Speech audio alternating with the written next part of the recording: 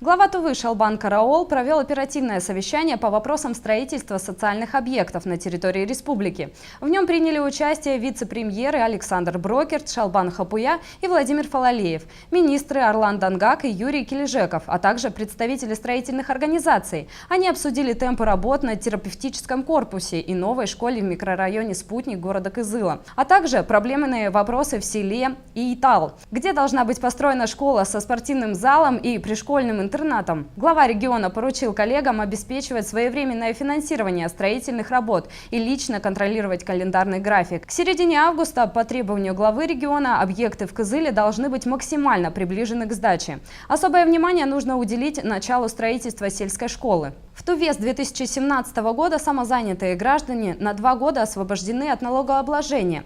Верховным хуралом Республики Тыва принят соответствующий региональный закон. Согласно ему устанавливаются дополнительные виды услуг физических лиц, не индивидуальных предпринимателей, доходы от которых освобождаются от налогообложения на 2 года.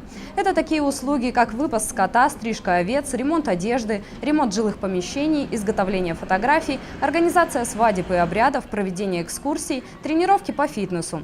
Самозанятые граждане должны встать на налоговый учет по месту жительства. В случае прекращения такой деятельности необходимо также подать уведомление в любой налоговый орган для снятия с учета. Так, по данным Управления Федеральной налоговой службы по Республике Тыва, всего с начала 2017 года зарегистрировались только 3 самозанятых граждан. Из них 2 занимаются репетиторством, 1 – уборкой жилых помещений и ведением домашнего хозяйства.